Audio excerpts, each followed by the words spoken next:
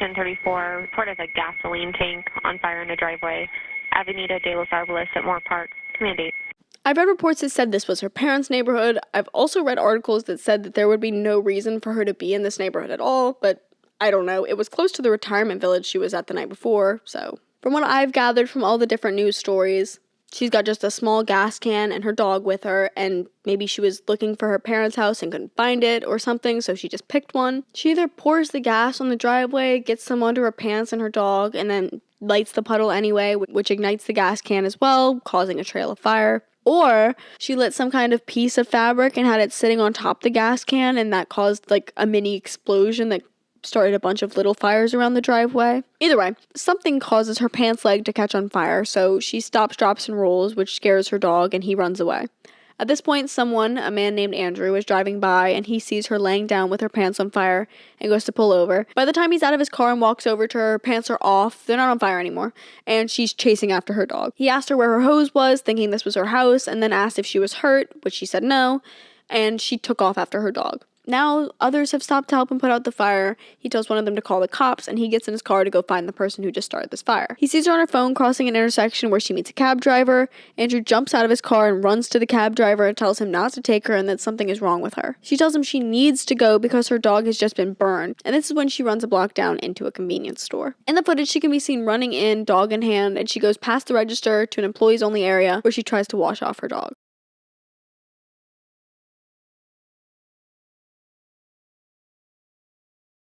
After a moment, the employee goes into the back and asks her to leave.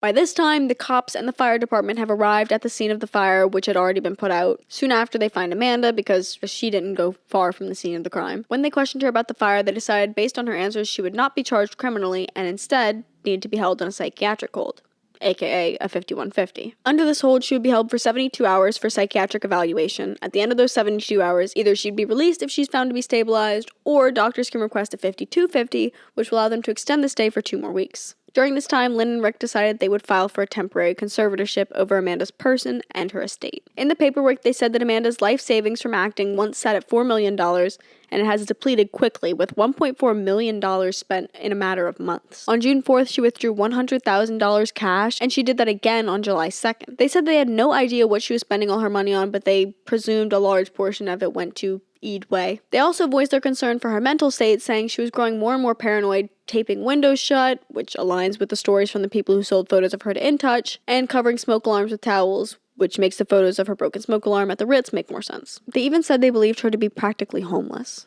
In court, the judge denied their request for temporary conservatorship because he wanted more information about the situation, so he extended her psychiatric hold instead. Amanda, however, believed she was being held illegally and requested a hearing for the next day, July 26th. When the time came, Amanda rescheduled so that her medications would have time to kick in by the time they went to court, and her lawyer thought that she would be able to make a compelling case once she was stabilized. Her new court date was set for August 1st. So back in the singed driveway, a neighbor of the homeowner had offered to pressure her driveway for her, but she rejected this offer and said that she wanted Amanda's parents to pay for it. But when TMZ got in touch with Rick, he said that he would not be paying for it and that would have to be Amanda's responsibility. But luckily, Amanda's prospective rap career was already saving her ass. CEO of Chinga Chang Records, Daniel Herman, wanted Amanda to sign with him so badly that he stepped up and paid for the $1,000 worth of damage to the driveway. Interesting anecdote about Chinga Chang is that at the same time, Michael Lowen negotiated a deal with him to give Lindsay's little sister Allie a deal for a country record, but it later fell apart after Michael threatened to burn Daniel's house down. Anyway, in the days leading up to Amanda's court date, it was reported that she was doing a lot better on the medication that they were giving her. And I just want to know,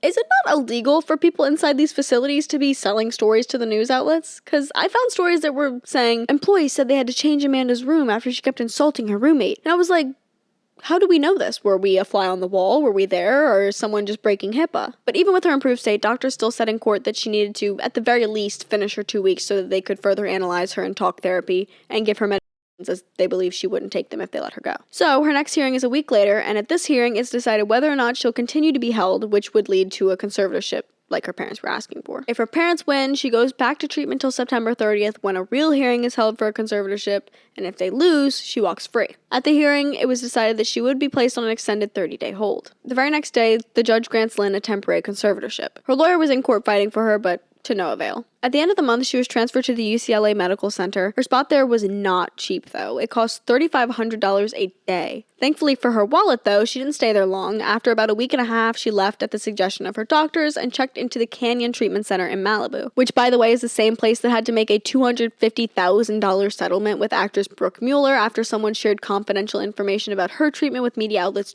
2 or so years prior. Also, even though this is a luxury treatment center, it's still $50,000 less a month for her to stay there. On September 24th, her court date finally comes for the wreck the year before. However, due to her extended stay in rehab, her lawyer argued that she was unfit to stand trial, and the case was transferred to mental health court, where they would evaluate her state. A couple days later, another one of Amanda's lawyers went to court for a vase-throwing incident and asked for the case to be postponed for 18 months while she sought treatment. This became a big deal in the tabloids because everyone was like, she's going away for a year and a half, which would have put her release date in 2015. But the good news for her in that case was that due to the troubles they had finding the vase, she would likely get a plea deal or the whole case would get thrown out altogether. In November, the judge on her wreck case rules that she is fit to stand trial and is now considered competent. But as far as a conservatorship goes, she was still not considered mentally fit enough to care for herself.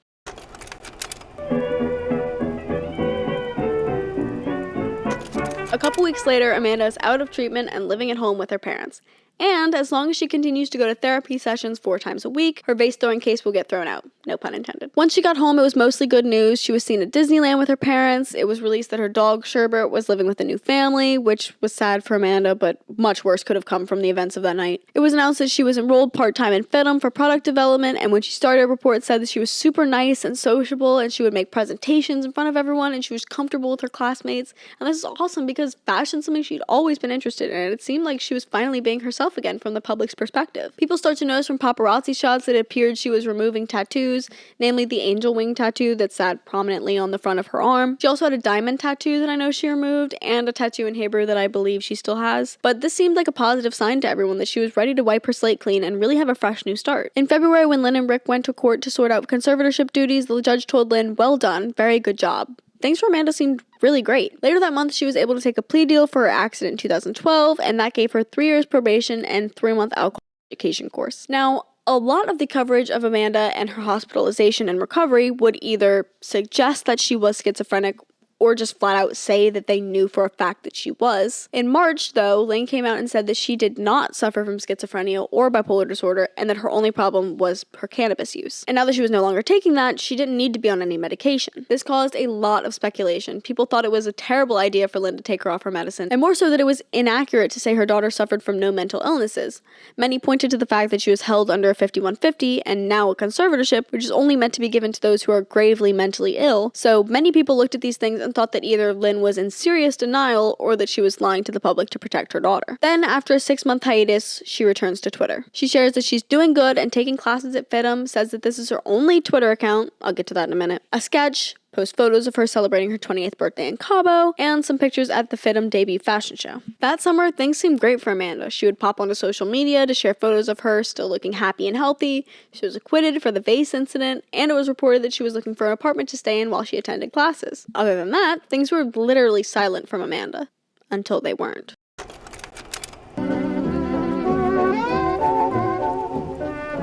In the early hours of September 28th, after no major news from Amanda since the summer, she's arrested once again for driving under the influence, this time of a stimulant, likely Adderall. Police say they pulled her over after she stopped at a red light in the middle of an intersection. She was cooperative, but she looked disheveled and she failed several sobriety tests, and remember, she's already on probation. At around 7 a.m., she was fully processed and given a bed and everything, but then at 12:40 p.m., she was bailed out by someone, not her parents. I don't know who, but in fact, her parents didn't even know she'd been arrested. The next morning when X-17 caught up with Rick, he said that they haven't really heard from her since the conservatorship ended. They found out about the arrest from the news, and Amanda never came home. When was the last time you heard from her?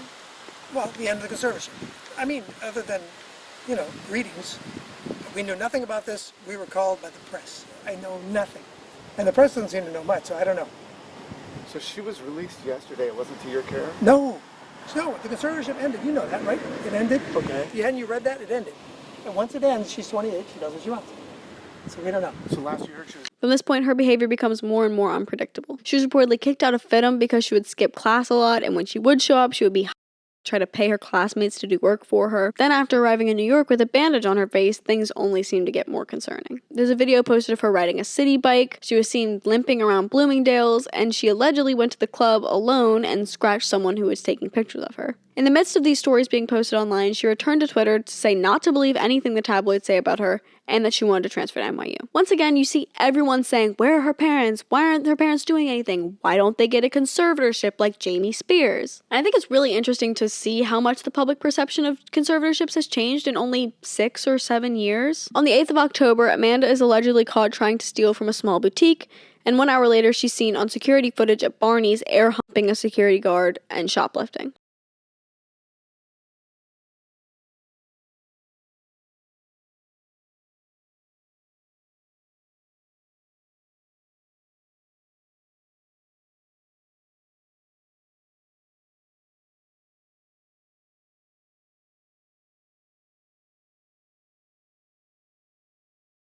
According to Amanda, while she was shopping, she found a hat that she liked, but realized her purse was in the car, but her driver was nowhere to be found. Then a woman starts chasing her and trying to snap photos of her, so she uses the hat to cover her face and get out. Only problem is that the hat had a security tag, so when she tried to leave, all the alarms started going off and she got stopped. When security talked to her, she explained the situation and said that she had no intention of actually stealing the hat, so they let her go. But they did ban her from the store. While all of this is happening, In Touch publishes an article saying that they had an exclusive interview with Amanda where she announced she was engaged. But that's not all. They said her fiance was a 19-year-old boy who worked at a bait and tackle shop. They also include some interesting quotes. "I'm very needy for friendship, and I hate men. I want to them, but I can now say I'm engaged. Get away from me." I don't know if they manipulated her words into that sentence that makes no sense, or if they're just exploiting her mental state for wacky and wild quotes, but either way. Like I said, she had just returned to Twitter after 5 months of silence, and in her return, she tweeted that she would be suing In Touch for lying about her entirely. She also said, "I finally hired the best lawyer in New York City to sue In Touch magazine because they're utterly insane and lying to the public about me. I'm also suing Star Magazine for doing the exact same thing. I will sue anyone in the media who lies about me and says I ever gave them an interview when I never gave literally any magazine a quote." And she said she was getting married, but this is important because this, I think, is when Sam Lufti comes into the picture. And on that note, let me have a drink.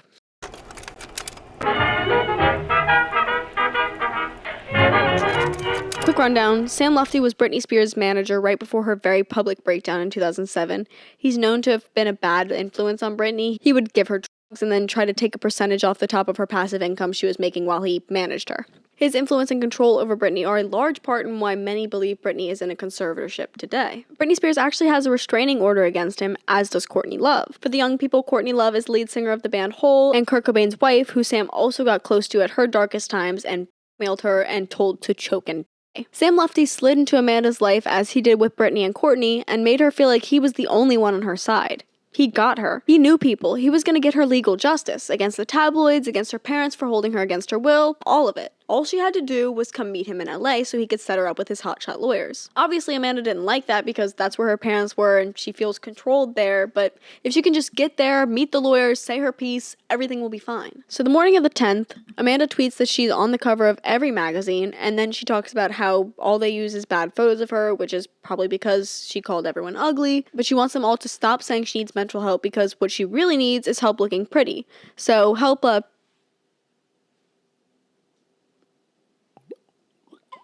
Anyway, an hour later, she comes back on to talk about how she's so in love and it changed her life because in her childhood she was abused. "I need to tell the truth about my dad. He called me ugly and then asked if I wanted to do things with him. Then I had to live with him, which was a total nightmare. I will not be brainwashed or manipulated by anyone anymore. So let me live my own life without unhappiness and misery." 2 hours later, she tweeted, "My dad never did any of those things. The microchip in my brain made me say those things, but he's the one who ordered them to microchip me." And by this time, her siblings had come out and said that they were really upset about this, and her parents' lawyer made a statement that they were heartbroken. If I have my timeline correct, right after this, she arrived at LAX. In the video, you can hear paparazzi asking her if she regrets the claims she had made that morning, to which she responds, "They're all true, and I will sue." Also, I thought this clip was interesting. Thanks so much. So, where are you going, Amanda? Father was my dad. Where are you going? So who's your lucky guy? At least he seems like an ethical human being, and a kind-hearted man who wants to help Britney out as opposed to send her into a mental hospital. Like, how dare you? Like, my parents are insane, and that's it. When Amanda leaves the airport, she's picked up by a car service that is there to bring her to the London Hotel in Hollywood to meet her lawyers, finally. And while she's in the car, she tweets out, "You feel like a brother to me, at Sam Lufti." Except, that's not where they brought her. Instead, she was dropped off at a hospital in Pasadena where her parents' lawyer, Tamar Armanak, was waiting. And Sam Lufti had tricked her.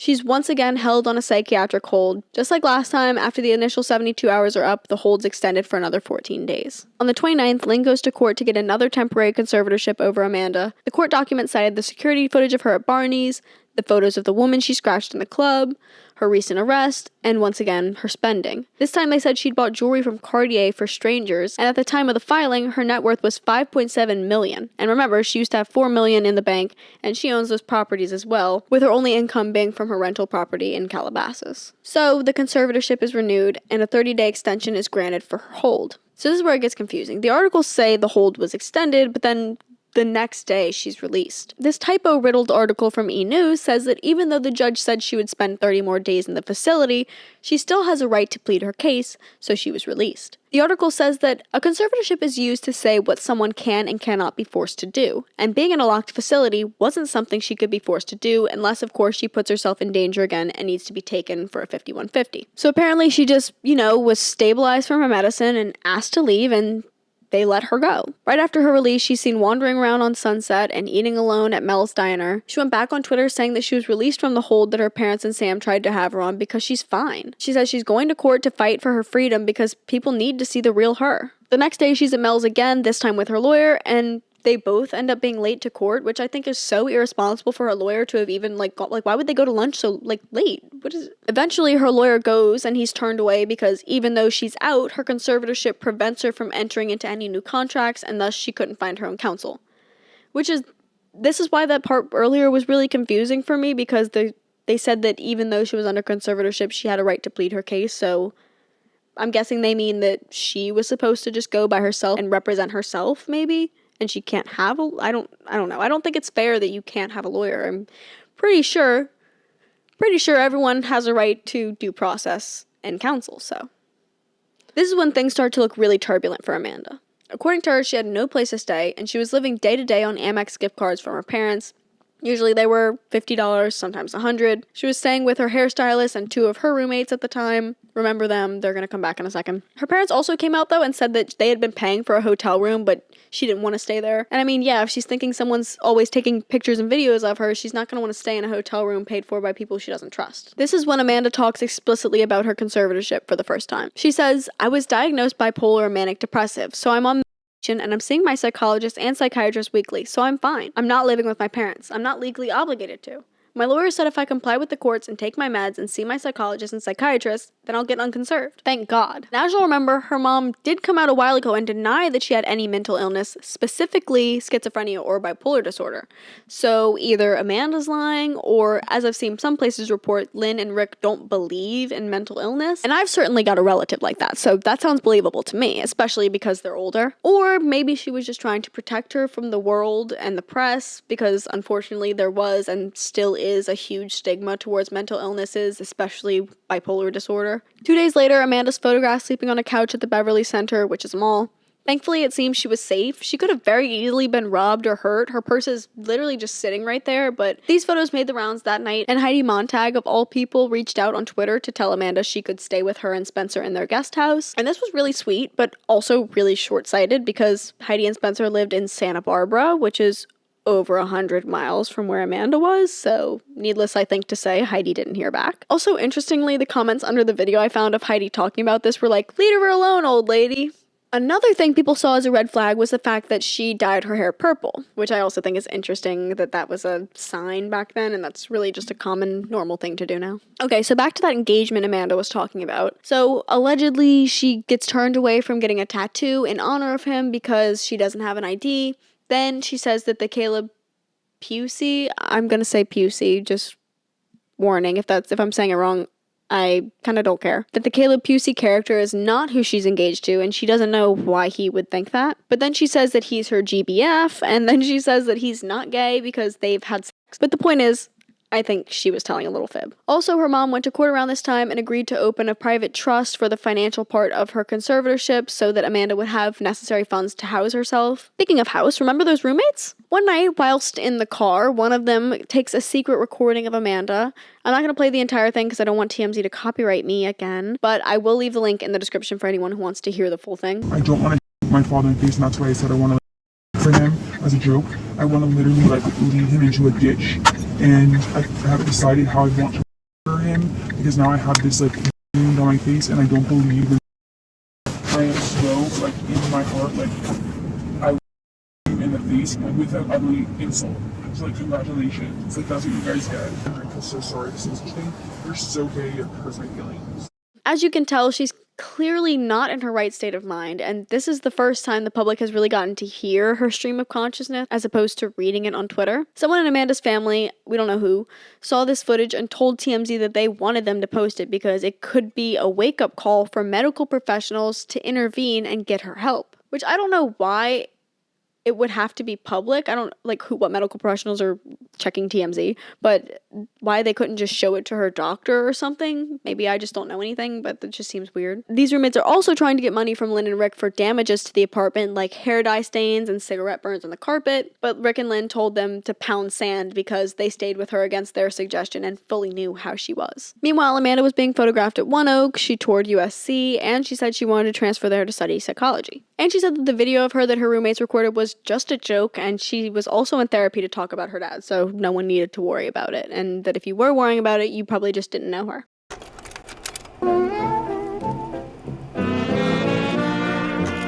As I'm sure you've noticed, Amanda has been in the news a lot less in recent years, and I think this has probably been great for her and her mental health. I think having social media and with such a large following while she was going through such a hard time definitely made everything 100 times worse.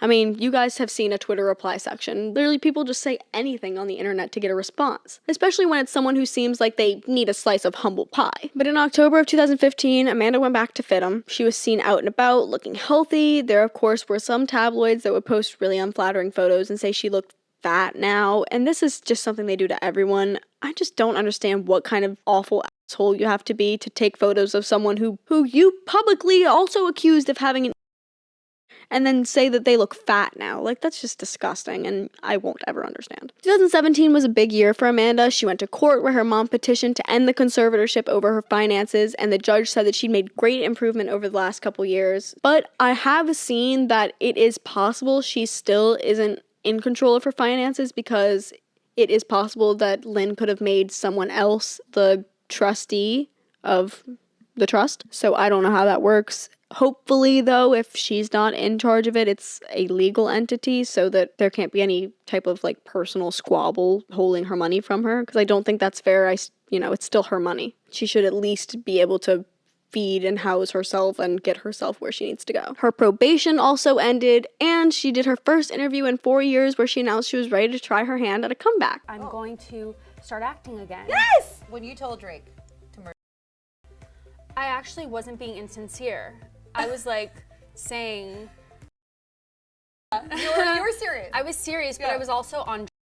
That was my way of saying let's do it, man. Do it. But I was on trying to be hilarious. Yeah. In November of 2018, Amanda was on the cover of Paper magazine, and she did a candid interview explaining pretty much everything. Though some did criticize it for smoothing over the problems, but I thought it was pretty in-depth for first magazine cover in 4 years, and it's a deep dive into your personal struggles. She also officially filed a trademark for a vintage fashion line. But unfortunately, the pressure of being pushed back into the public eye was too much for her. When this cover came out, I remember people making conspiracies like the Avril Lavigne one that she was a clone. But the sentiment was just that she looked nothing like herself and blah, blah, blah. And as we know, that's a sensitive topic. And she went from having her privacy and healing to, once again, thousands of unsolicited comments about her appearance. So after battling it on her own for a while, she decided to check into rehab. While in rehab, though, she finally graduated FITM with a degree in merchandising, and she was there for 6 months before moving into a sober house. And a couple months later, she left the sober house for sweet, sweet freedom. After her release, she was still attending therapy in AA,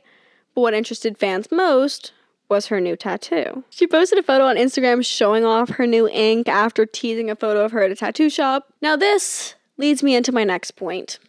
Disturbing photos.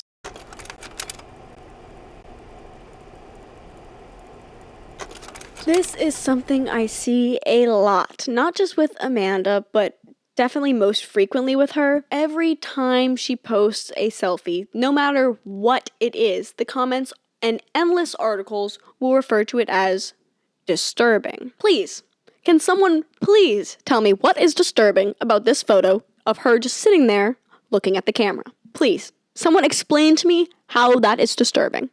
And if you're 700 years old and you're about to say, 'cause she's not smiling, first of all, yes, welcome to the world, it's hard, we don't always smile. But also, I must direct you to old photos of her where she would do this exact same look. To me, it's quite evident that she's just doing like a smolder, but apparently that's frightening to some people. I guess some people would say they're concerned because she got a tattoo. Maybe this is an unpopular opinion, but I don't see tattoos as a sign of losing it or whatever. I personally don't think she's done anything to raise concerns to the level at which people responded to that selfie. But again, maybe that's just me. I grew up around people covered in tattoos, so that might just be my bias. And maybe she's just way better at hiding things now than she was before. But especially since she was still in treatment when she got the tattoo, I don't think should be that great of a concern. There's also similar comments to this on the video on her YouTube channel of her singing along to A$AP Rocky with Paul, who I'm gonna get to. But I'll just show you a few because they're so annoying to me.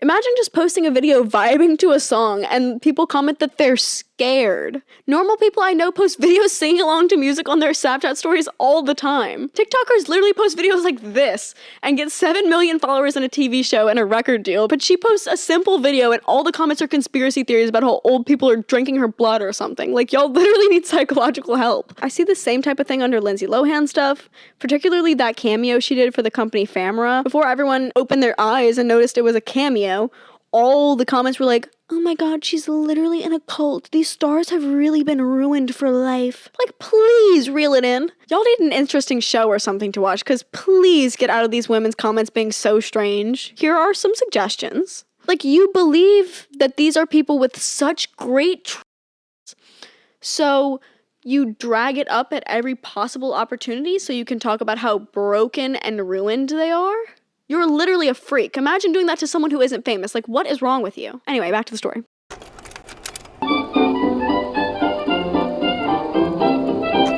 While she's in AA, she meets Paul Michael. Paul is younger than her, and there's kind of nothing known about him publicly. Good for him. And Amanda revealed they were engaged on Valentine's Day 2020. However, her conservatorship could pose a problem to their relationship. It was rumored at the time of their engagement that Lynn didn't like the idea of Amanda moving into a relationship so quickly and felt that she needed to remain in an isolated environment. And that allegedly caused a rift between them. Reports said that because of the difficulties posed by her conservatorship, i.e. the fact that her mom would have to approve the marriage, which would then have to be legally approved by a judge, she and Paul broke up. And Amanda was really not taking it well. And he confirmed it to In Touch, which I'll admit I did think was a bit suspicious, but I don't know what the context of the interview was, but I'm sure it wasn't anything super serious because the next day they were back together. Later, she posted a video talking about her conservatorship case and talking about how she was paying high rates and she felt it was unfair. Hey y'all, I want to say thank you guys so much for your support. The fact that you've been rooting for me for years means more than you know. Today I want to talk about a controversial topic. My conservatorship case. I have been going to a treatment center that charges $5,200 a month. There's no reason why I shouldn't go to a therapist who takes my insurance for $5,000 less a month. This is why I've asked to see the judge next week regarding this conservatorship issue. Thank you guys so much for hearing me out. I'm sorry that this is what I'm dealing with, and I'm sorry to put my problems onto the internet, but this is what life has come to.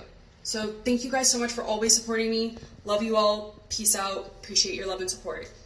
Love you guys. Bye. I saw on some sites, none I don't think that I would consider reputable, but some places were reporting that a judge had ordered Amanda to go to a psychiatric facility and that she agreed but never showed up. But they never presented any proof, no court documents, and I can't find any statements from Tamar or her lawyer about this, so I don't know that it ever did happen, but it is what the people were saying at the time. Also, by the way, her parents' lawyer's name is Tamar Armanac. I don't know if that's pronounced correctly, but I'm going to pronounce it like Tamar Braxton. I also read an article that Paul denied the breakup rumors and said that their accounts got hacked, but that's from the National Enquirer, so take that with a grain of salt. But that would also insinuate that he was doing interviews over social media, like DMs or something. Also to note, she got another face tattoo around this time, and she was being really active on social media, not in like a bad way like she was before, just posting a lot of videos like this one that I was referring to earlier, and another one where she talks about self-esteem and paparazzi. Whenever I see a paparazzi photo, the majority of the time, I look nothing like myself. I'm talking 16 chins, face looks completely different, and it's an all-around terrifying experience to look myself up online, quite honestly. Like, I'm about to cry just thinking about it. But I wanted to post this video so people know that I'm just like you. I want to look my best. Of course, I can take an unflattering shot, but the amount of unflattering shots that I see online, I know that my photos are being photoshopped. I don't look like that in the photos that I take or when I look at myself in the mirror. So that's all I wanted to say. I hope you guys are having a sick day. I love you, and I'll talk to you guys soon. Bye. Which this is something that we know she's been struggling with for some time, but it does seem that she's handling it a lot better now. I mean, there's gotta be more than one person watching this right now who's experienced not liking the way you look, so imagine you feel that, but then also you have no control over the photos that are posted of you every time you leave your house. Like, imagine all the photos that are posted of you are pictures your mom takes with the flash. Later that month, Amanda posted a sonogram and announced that she was pregnant. And then people kind of heard nothing for a minute, but her personal lawyer came out 2 months later and said that she actually wasn't pregnant. I've seen people speculate that maybe she was lying, but I mean, there's a sonogram with her name on it. But I've also seen some people speculate that because of her conservatorship, she had to have a you-know-what. But from what I found online, I don't think she can be forced into any type of medical treatment or anything unless she poses a threat to herself. And I don't know what threat to herself having a child that she wants would be, so I do not think that's something that could happen. However, she could, I think, have lost custody of the baby once it was born. This is obviously a super personal topic, so I don't even want to speculate what happened, because if she wanted the world to know, there would be no need to speculate. When her lawyer came out to say this, she gave a little update on her Instagram saying, "Update, getting my bachelor's degree from FITM, taking online classes, trying to get a 4.0 GPA, looking forward to starting my online store in the future, #goals. Spent the last 2 months in treatment, working on coping skills to help with my social anxiety that caused me to drop out of school months ago. Back on track and doing well. I'm now living in transitional living and doing therapy during the week. Still engaged to the love of my life, Paul. Hope you're all staying safe. Love y'all." Paul, in interviews, said that she was in therapy and always working really hard to battle her trauma and trying to get through this. There were all these reports that Amanda was going back to court to fight for her freedom in September 2020, but there have been no updates about that at all. So maybe no news is good news and she was able to go to the other psychiatrist, but until there's an actual update, who knows?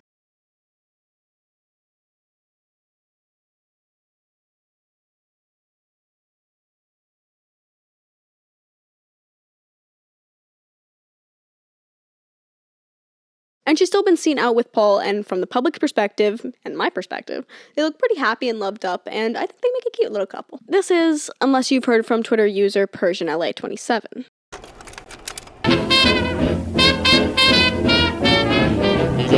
PersianLA27 is an account on Twitter that has been hotly debated for the last 6-7 years.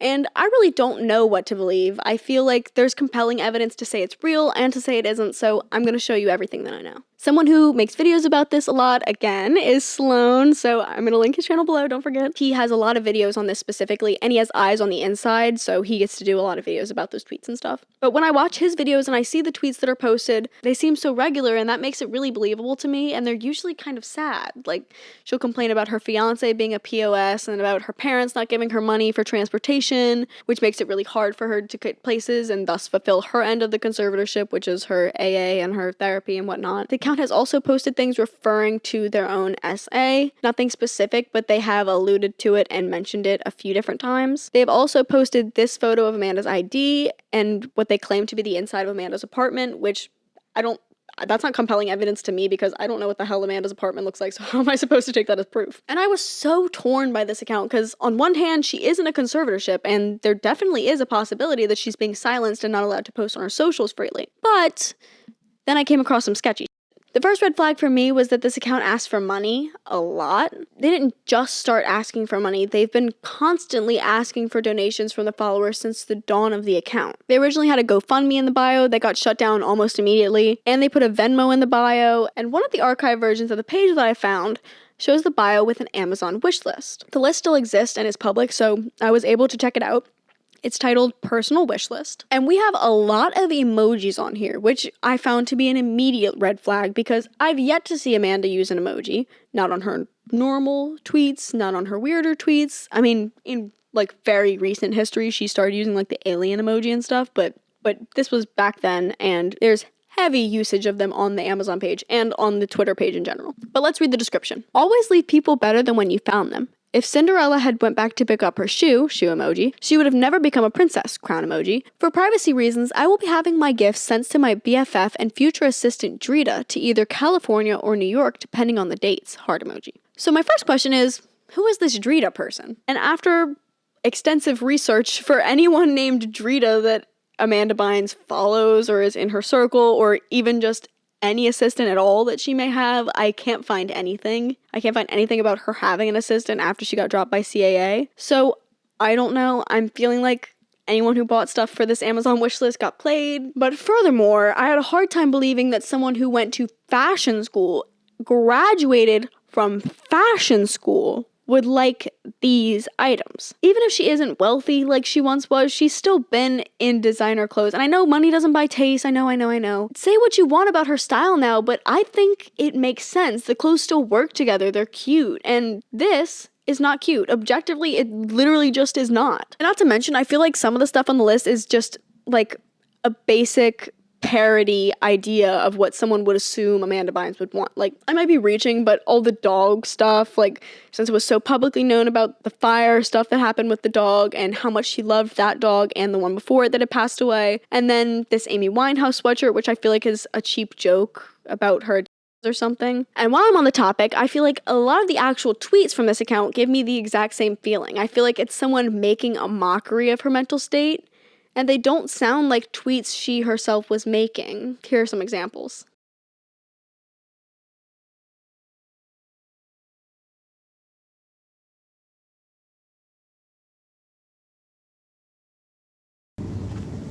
Be like literally like, this is where I go stupid. Like, I want to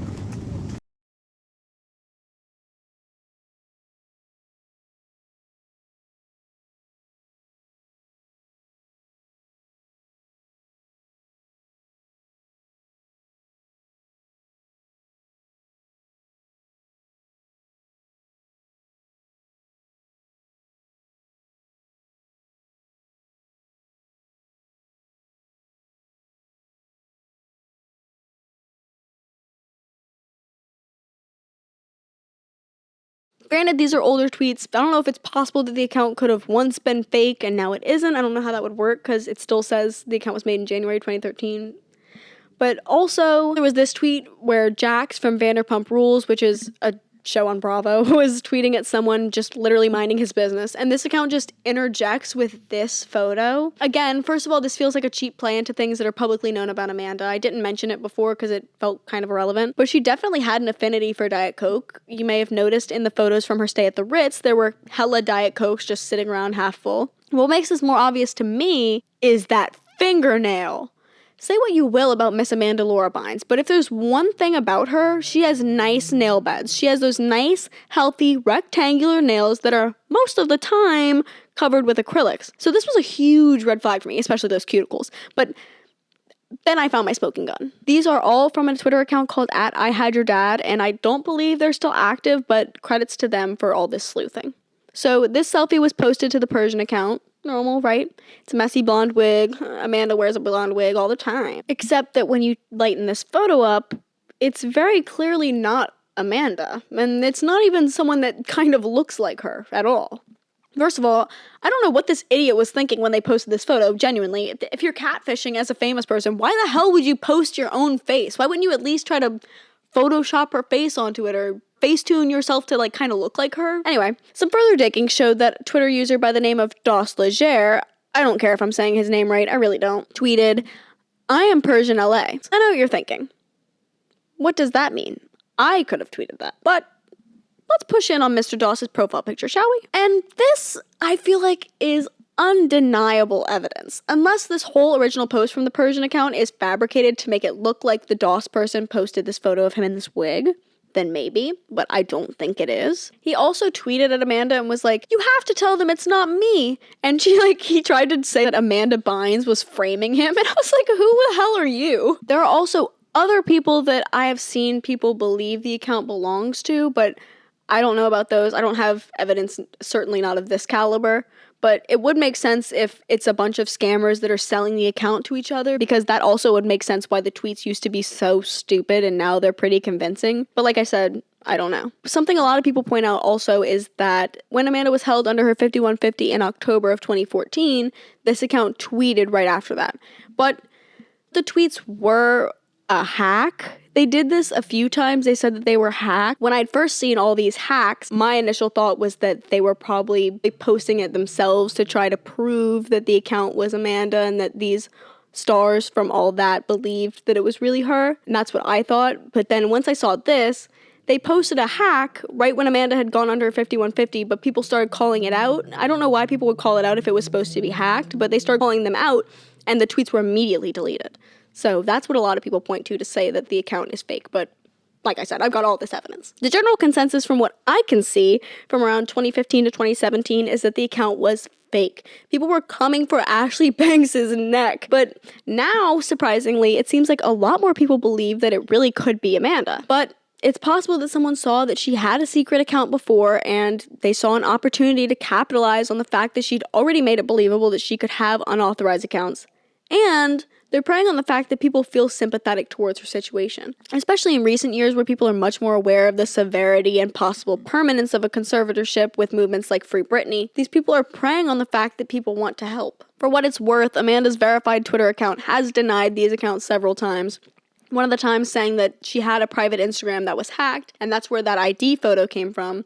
And I know this means nothing because in this case, if that account's run by her parents, like Persian suggested is, of course they would say that that account's not real. This account was also connected to the Amanda Bynes fashion Instagram, where allegedly Amanda was calling celebrities ugly. Once again, seems like a cheap replication of things we already know. And a celebrity who had been called out, or maybe they said that the person had an STD or something, tried to sue Amanda for defamation, but then her lawyer gave them proof that she didn't own the account, and the other person's lawyer got in touch with Instagram and got the whole account taken down. So that could be another piece of evidence that's not real, or you could just say that that was done by her camp to silence her. There was also an account called Chicky Tweets 28 that a lot of people circa 2014/15 thought was the real one. This account posted a thread explaining how the Persian person stole her photos and whatnot. And what people would usually say to prove it was real was that Chicky Tweets tweeted that they were about to get control back over the verified Amanda account, and then that same day Amanda returned to Twitter. Which could have been a coincidence, could have been someone close to her who's familiar with her situation that's like exploiting it to get followers. But interesting note about Chicky Tweets is that, to my knowledge, they never asked for money, and it's not still up and running. Personally, I don't think it would make any sense for her secret account to have her name and photo on it. If she didn't want the parents to know, then why not act like a normal person? But I mean, I guess it would make sense if she was trying to get money, then you'd have to have people know who you are.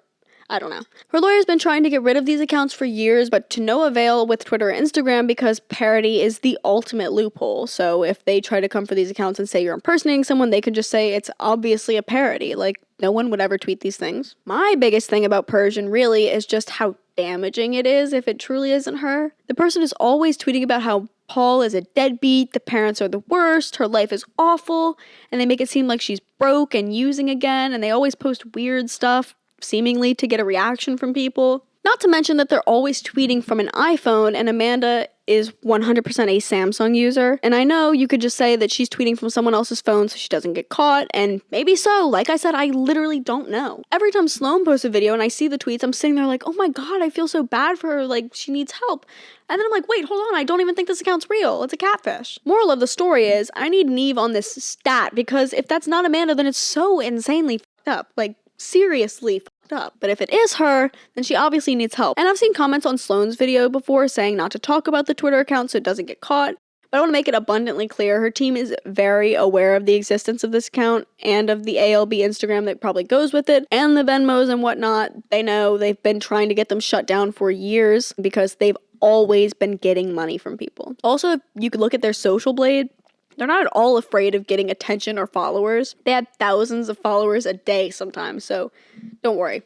And the account's private anyway. I can't believe I forgot to talk about her song, but recently she released a song called Diamonds featuring Precise, which I've seen people say is Paul, so I think it's featuring her boyfriend Paul. But I've seen people, like, when they hate on the song, they insinuate that Paul is using her celebrity to try to break into the rap scene. But as we know, because you've been watching my video, right? You've been paying attention, and we know that she's obviously been wanting to be a rapper for quite some time, and even before that, she wanted to be a singer. So, yeah. Also worth noting is that Lil Uzi said he wanted to do a song with her. So we'll see if that comes to fruition, because that would certainly be interesting.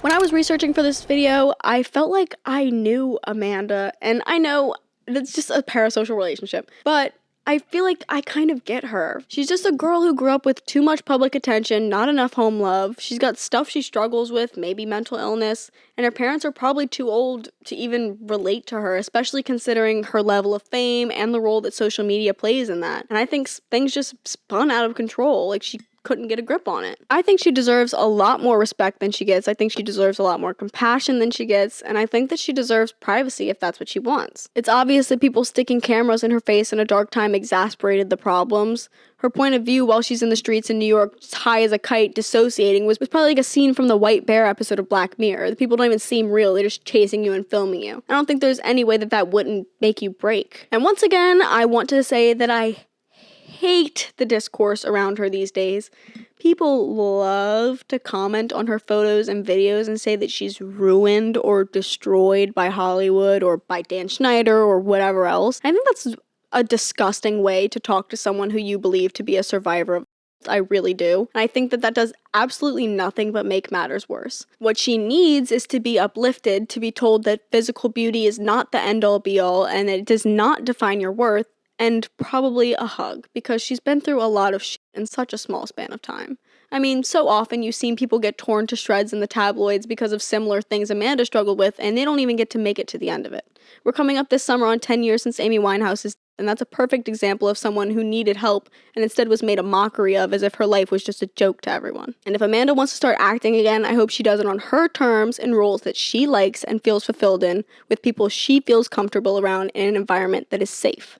And if being in the public eye is too much and it gives her anxiety, trust, I get that, then I hope she can go the Mary-Kate and Ashley route and annihilate in her chosen field and stay out of the public eye for her own well-being. That's what I want.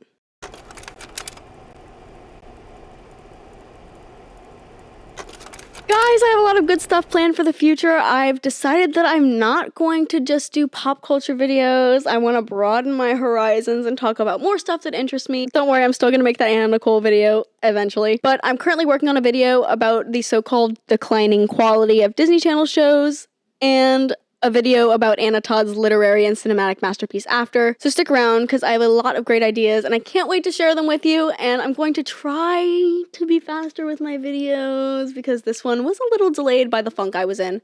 But I'm no longer limiting myself. Deal with it.